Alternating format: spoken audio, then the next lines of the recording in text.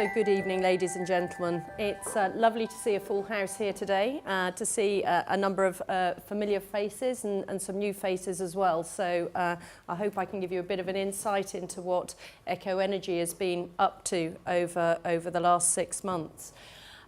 Just up on the screen before we start the presentation is our new website, launched this afternoon. It is a new site with plenty of new content. I hope you'll like its format. We've tried to make it much more navigable, but please do feel free to give us any feedback on the website over the next few weeks. We want to make it something that's there for you, that gives you the content that you want. So don't hesitate to come back to us and let us know if there's things that you'd like to see differently. But we do hope that you'll find it's a really big improvement on our previous website. So if I could go on to the presentation. Now I know a number of you are familiar with Echo Energy, but for those of you that aren't, we are a Latin American gas-focused exploration and now production company, very much based in South and Central America. The company was launched in April of 2017, so not quite a year ago. And its objective was to go out and build an asset base of really exciting, high-impact exploration alongside some lower impact exploration and production. And that's exactly what we've managed to achieve over the course of the last 9 months. So we have a really ambitious growth strategy, and I think we've been delivering on that quite significantly. Firstly, with our entry into our Bolivian part of the portfolio, and more recently, following the fairly short reverse takeover period on which we were suspended from trading on AIM during the latter part of November and December, the completion of our transformational asset acquisition in Argentina, which I'll come on to talk about a little bit more in a moment. Echo Energy is very much built on the DNA of sound energy and shares many of those trends together, whereby we are very much a private investor-centric company. We're here to answer to you, our shareholders. We're here to deliver value for you, our shareholders. So never feel afraid to come and ask us questions, either at events like this or directly via the emails or telephone calls. We're always here to help. We currently have cash on hand of about $30 million. That was at the end of October 2017. And really we feel that we are a very exciting platform for growth, and we're one of the few AIM-listed companies that you can invest in that will enable you to participate in acreage and growth opportunities in Latin America. We have the same cornerstone investor as Sound Energy, that's Marco Fumagalli, who sits on our board and holds around about 11% of the stock of the company. And we have pretty high liquidity. We've been trading around about 3 million shares over the last 3 months on a daily basis. So it has a good amount of liquidity for people to come in and out of the stock if they wish to do so. This is a snapshot of the board and the key personnel. I'm Fiona MacAulay, the Chief Executive Officer. James Parsons is our non-exec chairman. James, as many of you will know, is the CEO of Sound Energy and also now the non-exec chairman of Coro, who you're going to be hearing from later on this evening. Alongside me, I have a really strong, technically robust technical team, executive team, Will Holland as my CFO, and Doctor of the Rocks, Julian Besser, who's our VP of Exploration. And although Julian can't be with us tonight, as he's still down in Buenos Aires, I will have a short video from him later to give you an update on our seismic reprocessing in Bolivia. So, the mandate to build a LATAM gas company, why did we focus on Latin America? Well, it's very much a growing gas economy. Gas is that transitional fuel as we move between oil, now the dirty word, but something that we all still need, through to maybe the renewables of the future. But gas is really perceived as that transitional fuel. In Latin America, the growth of that gas market is quite massive. GDP in many of the countries down in this part of the world is still growing at upwards of 5% per annum. And all of that growth actually needs energy, it needs power, and gas is the fuel of choice and the fuel, the domestic fuel of choice and the international and industrial fuel of choice. We have very strong gas pricing in and around the region. That strong gas pricing is there because there is almost throughout the region a discrepancy between supply and demand. Demand far outstrips the supply, and in most countries imports are having to take place to meet their internal demand. And alongside that, we have infrastructure that is well developed throughout that continent. So those were the reasons why we chose Latin America as a focus for us to search out our initial asset base. Our first footsteps were in Bolivia, where we were fortunate enough to be able to access at very low cost, in fact zero entry cost, an option to reprocess some seismic over an exciting block that sits right in the heartland of the fold and thrust belt, right in the heartland of the main gas production area, and that's something we're working on at the moment to really see how our reprocessing is going, how we're developing that deeper structure, and what we want to do next on that acreage. And I'll do a brief update on that later in the presentation. And then latterly, the deal that we've all been talking about, this transformational asset deal in Argentina, down in the south of the country, and I'll be giving you an update on where and what that covers. So we're talking about some blocks of acreage in the Austral Basin. Yeah. The Austral Basin is down in the southernmost portion of Argentina. Buenos Aires is just here. The Austral Basin is one of the oldest hydrocarbon provinces in Argentina. It produces about 22.5% of the country's gas, and it benefits from having a pipeline directly from the basin. This is the San Martin pipeline, and that leads straight to Buenos Aires. So it means that any gas produced in this area can go to a multitude of end users. This is not gas that has to be sold into the government. It's sold to whichever end user you like. So you're in total control of your pricing and the customers to whom you sell. We were fortunate enough to make contact with a private company in Argentina called CGC, and they're part of a much larger conglomerate, in fact one of the two largest conglomerates in Argentina, Corporación América, which happens to be owned by the wealthiest guy in Argentina.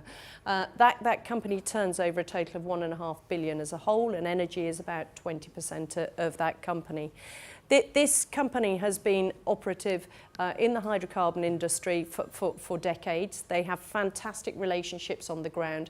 They've steered a very even course. They don't have any political affiliations. They have very good trade union representatives, and they've never lost a day to labour relations. So we're very happy with the partner that we have chosen. We are actually the first partner that they have chosen to work with. So they have all of these blocks are under license to CGC in this basin, and we feel very fortunate that we're the first international company that they have chosen to take a partnership with, and we feel very comfortable with them as our operator on the ground and ourselves as the operator of the technical subsurface part of this work. So we have two tranches of licenses, and just to put this into scale, for example, each of these blocks is about 5,500 square kilometres, so that's about the size of Trinidad, just in those blocks. Together, they'd form the size of Qatar. So that's the scale of land and opportunities that sit in this part of the basin. Tapiaiki is an exploration block that they were awarded just in the summer of last year. This is a real frontier scale multi-TCF opportunity exploration play, and during that licensing round it was the only block that had multiple bids on it, from Conoco, ENAP, Cypetrol, YPF. So for CGC to actually win that bidding round was a very exciting prospect for them, and we'll go in a moment into the reason why they wanted to go for that block. But just to put that into perspective, in our competent persons report that we did as part of our admission document, Gaffney Klein, who are one of the most renowned reserves and resource auditors, actually identified 41 different plays over that block and up to 22.5 TCF of gas, prospective gas resources on block. So for us, that's sort of like having one of the big Mozambique finds, but sitting in an area where a well is drilled for less than $3 million, and a pipeline already exists that goes straight past your front door. So frontier scale, but in the back garden, which is a great analogy. CD&L are 3 licenses that we lump together, so to speak, and on those licenses we acquire existing production and some really nice lowish risk exploration that's very close to those to existing production. We'll look at that in a moment. So this was a very compelling entry case for us, because it gave us an opportunity to have extensive news flow, and we all know that news flow, catalysts help us with our share price. It delivers us new information. We can build our resource base on the existing resource base. We've got an exciting exploration program during the course of this year, and we'll come on to that in a moment. And we've got this really high impact multi-TCF exploration to go for as well. And the chance to significantly increase the existing production that we have on block, which, by the way, net to Echo is around about 1,000 barrels of oil equivalent on a daily basis. Let's just have a little look at Tapiaiki. Let's have a look at this frontier type exploration play. As I said, here's the numbers. So we've got gross prospective gas in place of over 41 leads on an aggregated basis of over 22 TCF of gas. This is really high impact.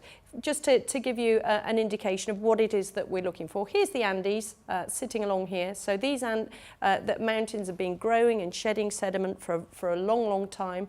That sediment comes off the mountains. It's deposited into what we call growth fault plays on this western margin. Now,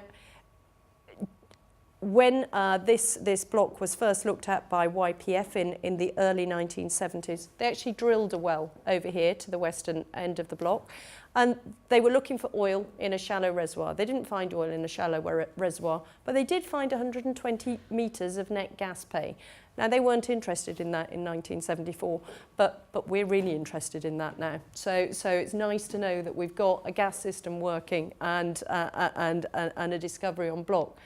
Similarly, slightly later on, about 5 years later, they drilled 2 more wells in the middle of that block, and both of those wells actually blew out.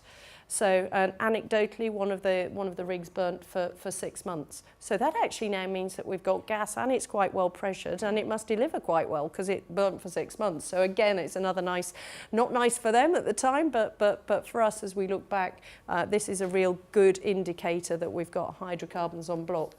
And lastly, and the reason why CGC, our partner, was so excited about this was that they drilled a well last year just off block. It penetrated about 10 metres of net pay. They produced it at commercial rates, and their mapping of the 2D indicates that we have a lovely fan-type deposit coming up into across the Tapiaiki block, and that was one of the reasons they really wanted to go for this. So in terms of what are we going to be doing on Tapiaiki in 2018 and 2019, well, First of all, we're going to be shooting some seismic, and then we're going to be planning the wells. As I said, wells on this kind of acreage, we're looking at wells down to about 2,500 metres. We want to be able to target multiple targets in each well. But we're still looking on a dry hole cost basis at about $3 million to drill a well here. So it's not high operating costs at all in this area. If we move on to our fraction C, which was the block that we saw earlier, here we have about 1,000 barrels of oil equivalent production per day. A third of that is oil, 2/3 of that is gas, and we acquire through the transaction net reserves and resources of 4.2 million barrels of oil equivalent. So it's very nice for us to actually now have our first reserves and resources in our company audit. There's 3 production facilities on the block, and the metering station to sell the gases is right in the centre of the block. So we've already got on block as well, about 1/3 of the block is covered in 3D seismic. We have a prospect inventory with 7 ready to drill wells, and we have selected 4 of those with our partners to be the drilling programme for this year. Myself and the team have been down in Buenos Aires for our first set of really in-depth technical meetings and workshops for the last 2 weeks, and we've now finalised what that drilling order will look like. So we're really excited that we're going to be starting construction of the pads very, very shortly, and we are just organising the rig availability, but it looks like it's probably going to be early June, and then we're going to be drilling 4 high-impact exploration wells on a back-to-back basis from June through to the autumn of next year. So very, very exciting times for us. At the back end of the year, we're looking at shooting some additional seismic, and that's going to help us in adding to that prospect inventory. But we've got plenty to be getting on with for now, and so we're really, really excited about getting those wells underneath our belt. In fraction D, which is the last and smallest of those acreage positions that we hold, there is actually already a producing oil field on block. It's quite late in its life, but actually it's not defunct, and it's only produced about 23% of its reserves. So we are looking at rehabilitation plans for that field, because we think there's a lot of low cost upside that we can deliver from in that field. But more excitingly, on the flanks of that field are the gas caps that have never been produced. And one of the things that we want to be doing earlier this year is to actually perform 3 workovers. That's to go back into wells that have already been drilled through those gas caps that are just sitting there, they haven't been touched, perforating those wells and actually testing whether or not they can produce commercial levels of gas. And if we can prove up a minimum of 7 BCF of gas, that will actually pay for this linking pipeline into the main pipeline. And to put that 7 BCF into perspective, we think there's probably something over 100 BCF. So if 7 BCF pays for the pipeline, and we think we've got just over 100 BCF, then you can see that the economics on that start looking very exciting and attractive. So back to Bolivia. What are we doing in Bolivia? As you know, or those of you who've been following the story know, we've been reprocessing this 1999 seismic, and we've been fitting that into a structural model. And I'm just going to play a short video from Julian, our Doctor of the Rocks. I'm sorry I can't be with you tonight. I'd love to be with you in person, but I'm here in Buenos Aires in our staff house, because we've got a week of discussions about the work programme and budget with CGC. There are 2 things I'd like to update you on from afar. First is Bolivia, and then we'll talk about Argentina. On Bolivia, as you know, we've been reprocessing the seismic, and we've received the fast track time migration, and we're progressing that now over the coming weeks for final time cube. Now, processing takes some time, and I want to explain why, and why it's important in the fold and thrust belts that we process correctly. When the 3D was shot by Plus Patrol in the late 1990s, it was a very good 3D, but it was aimed at the shallow surface. And when you're shooting 3D over mountains, the amount of signal you get to the deep targets is very, very little. So we have literally spent months painstakingly crawling through the data, trying to identify what's noise and what could be a primary signal. Because what you don't want to do is process your noise and then make your decisions based on that, and then filter away all your data. So that's what we've been doing. Now we've got to this point where the algorithms are working for us, and now we're going to move right through to the final product. You'll start seeing some more updates from myself. We also spent some time last week with YPFB in Santa Cruz, talking about how Echo could take part in other opportunities. Now we have our high impact, high volume exploration in Hueco. We're also looking for other parts of the portfolio, so we've got a more balanced portfolio in Bolivia. So we're talking to YPFB over potential opportunities. We've got a very good relationship with them. Whilst I'm not going to go into too much detail over what those opportunities are, watch this space. We're still progressing now that seismic. We've got some more technical meetings this week with Plus Patrol in Argentina, and as Julian said, that's all progressing very nicely, and we're seeing these deeper structures coming out of that interpretation. So just lastly, two minutes to talk to you about the news flow cycle that we have over the course of this year. We've got the ongoing seismic interpretation in Bolivia, and decision time comes up in this summer as to progressing on the Hueco block. We've got some initial seismic reprocessing down in Argentina. We've got a 3-well workover plan to be completed during Q1 and Q2. On Tapiaiki, we're planning the seismic acquisition as we speak.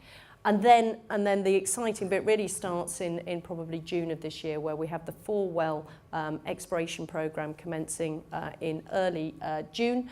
That'll be 4 wells back to back. And following on from that, we may also have a contingent well on Fraction D. So that's a lot of work to get through during the course of 2018. We'll be updating you regularly as to the progress there. We've still yet to work out whether or not we can have on-site cameras for the wells under the laws in Argentina, but suffice it to say, if we can, we will. And so we'll keep you absolutely in the loop as to what is happening there. So thank you very much for listening today, and look forward to any questions either now or in the bar afterwards. So thank you. Thank you very much, Fiona. There's a couple of chairs here if people want to. If you want to sit down.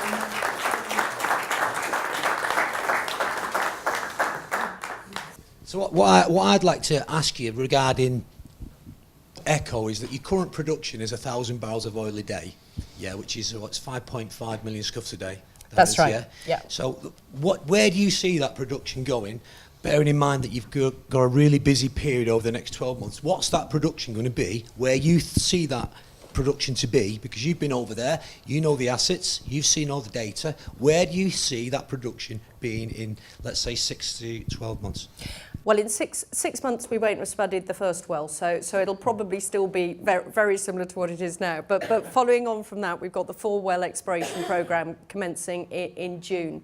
Now, each of those wells, what's really important here is that we can drill these wells, and within 6 to 8 weeks of actually getting to TD, we can have those wells on production because we've already got the facilities that are there and operating and ready to go. So we've got 4 wells. I would hope that 3 or 4 of those wells are going to come in. I would hope that by the end of this year, we will have at least doubled that production by the end of 2018, and maybe even slightly more than that. So, what will that bring into the company as in revenue? So each well that comes on, I think we're probably looking at between $5 and $7 million dollars coming in on a cash flow basis from each of those wells coming in. And each well, of course, in a success case, so a successful exploration well is actually going to allow us to drill between 5 and 10 additional wells around that well to fully drain any discovery. So it's a single well exploration well at this point, but depending on the size of the structure, we would have a further 5 to 10 development wells associated with that, each of which coming on with similar kind of rates. Another point that's really important to me as an investor is that, you know, this is Latin America, and Latin America, we all know about Argentina and the Falklands, and it's the political instability that was there 15, 20 years ago. You know, are you, as a company, are you in touch with the ministries? Are you backed by the government of Argentina and Bolivia? You know, are you negotiating with these people? Are you speaking to them? Are they supporting Eco Energy and the partners all the way through to the drill bit? So in Argentina specifically, we have a government that is very keen for us to be a partner. They're very keen for us to be investing in the exploration in the Austral Basin, and they need to approve us as an operator, and we're going through that process at the moment, but they're very excited to have us, put it that way. In Bolivia, they're even more excited to have us, and they are literally bending over backwards to show us opportunities. So we have the government who are calling us in every week almost to say, no, come and have a look at this opportunity because we'd really like you to be involved in it. Okay. One last question before I throw it over to the floor. When are you next in Latin America? I will be back in Latin America on leaving London on Monday evening. I'll be down there on Tuesday evening, and I'll be in the field by Wednesday evening. I'm spending a day in the field with the operations director of CGC, and we are going around each of the facilities and getting to meet the crew on the ground and really walking the walk. Okay, so if there's any questions.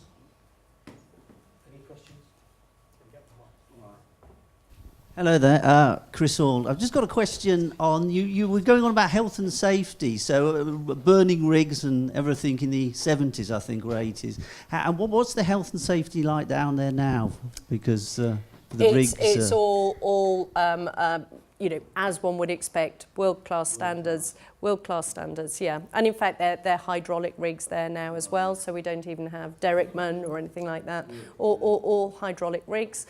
And yeah, clearly things are pretty... Things have moved on. That's good. That's good. So the drilling program is activated now? I think we've always said second half of the year for the exploration wells and first half of the years for the workovers. Okay, so we'll be in deep winter. Yeah, but it doesn't get deep winter. So we've done quite a lot of rig analysis here. On the hydraulic rig that we'll be using, they didn't have a single day of weather downtime over the last 4 years. So this rig is, there are 2 rigs actively being used by CGC. They have a 40 well program this year. They have 2 rigs drilling continuously. We're going to be using their more sophisticated hydraulic rig. That didn't lose a day to weather last year at all during the winter. So it's a year-round drilling season here. So Q3 is where we'll be for some good results. I certainly endeavour to do that for you, Salim. Okay. The last question is, what kind of weather gear do I need? I'm sorry? What kind of weather gear do I need? Oh, weather gear. Yeah, by that time you probably need a coat. Hi, good evening, Fiona. Hello. Hi. A question on the approval stage. How long will that take? And part 2 of that is, what other companies are actually operating around the acreage in Argentina? Okay, so approvals, standard approval time is 90 days, but we already have approvals in place for 1 or 2 of the wells. One of the well pads has already been constructed, and the others are due to commence over the next couple of months. So what we are actually going to do is to permit about 5 or 6 well locations anyway, so that we have decision tree analysis based upon results. So we've picked our 4 wells that are the most likely 4 wells, but we'll have optionality in there so that we don't lose any time should we decide we want to change location at the last minute. So all of the permits are in. We have seismic tenders that are going out this week. So we just, as I say, we've been down there for 2 weeks. The teams have been down there for 2 weeks in a series of workshops and technical meetings, going through all the tender documentation, ensuring that all of that is in place. And so that paperwork's going out as we speak. Permits are going in, both to landowners for seismic acquisition and for the wells. So all of those are going to be nicely in place to ensure that we don't lose any days to administrative issues. And your second part of the question was which other companies operate. CGC is by far the largest operator, but immediately adjacent to Fraction C, we have Roche, who are, again, a big Argentinian company. YPF are slightly to the north. Conoco have a block just to the south of Tapiaiki, as do ENAP, who are the Chilean state company, and Cypetrol. Hi Fiona, thank you for presenting. I'm Michael Truckle. I just wanted to ask, we've seen on Twitter recently that you spent some time in New York. I would like to ask, obviously if you don't mind, why you're out there, and is there any news to deliver from your time? So New York has a big private investor base. Clearly there's people out there who like to hear about exciting stories, so I went to meet a number of private client brokers and some institutions to get the story across. So you know, these road shows are very good ways of actually getting people to know about your company in the first instance, and it tends to be something that you do over 2 or 3 visits. You keep the investor base appraised of what you're up to, and we have a very good contact over there who can introduce us to a number of either private investors or institutions, smaller institutions. So I had 3 very busy days of back-to-back meetings from 8 a.m. to 9 p.m. and arrived back this morning. So forgive me if I'm coughing a bit. It's about the Bolivia opportunity. I believe there are currently 2 wells being drilled on adjacent acreage in Bolivia. One currently being drilled by Repsol. Shell hasn't actually spudded theirs yet. We keep waiting for them to spud it, but they've not actually spudded yet. Is there another one in Los Monos, is it? YPF? But anyway, yep. One's been drilling for 6 months and yep. the other one's been going for 3 months. No. Well, so the one either side of it. So Shell haven't spud the one next to us. Yeah. I don't know about another well that's drilling. The Repsol one's been going for 6 months. Yeah, correct. So the cost of that well is not insignificant. No, correct. So if either of those wells failed, would it cause you to rethink the opportunity in Bolivia? And if you did sort of rethink and pull out of it, what impact would that have on other opportunities there? Okay, so would it... Look, if it came in, it would be incredibly positive for us. If it didn't come in, it would depend on why it didn't come in. It would depend on whether they didn't find the right reservoir, or whether if they found the reservoir, it wasn't charged. This is obviously a separate structure, but it's always good if your neighbour finds some gas, and we just don't know. They're not at the target horizon just yet. So until they've actually got to the target horizon, we can't say whether it's positive or negative. And of course, we can only go on what's in the public domain, so we don't have any other information as yet. So as far as we're aware, they're still drilling and they haven't reached the target as yet. So your question was, would we reevaluate? We're more concerned about what we can see on our block and whether we can see that structure progressing. And you know what, if we can't, I mean, at the moment it's looking promising. If we can't, of course we'd reevaluate. And would that affect other opportunities for us in the country? No, it wouldn't. As I said earlier, we have got the government literally knocking on our door on a weekly basis, wanting to show us other opportunities on the block. I mean, this was very much the point for us. This is an option for us to be able to progress to a well commitment. We don't have a well commitment as yet, and we need to be 100% sure that, in our view, we've de-risked before we would go forward and actually commit the company to a well. So yes, absolutely, the results of the Repsol well and the Shell well will be important to us, but it'll depend on what the issue is if it doesn't reach doesn't prove to be successful. But we just don't know yet because they haven't got to the target.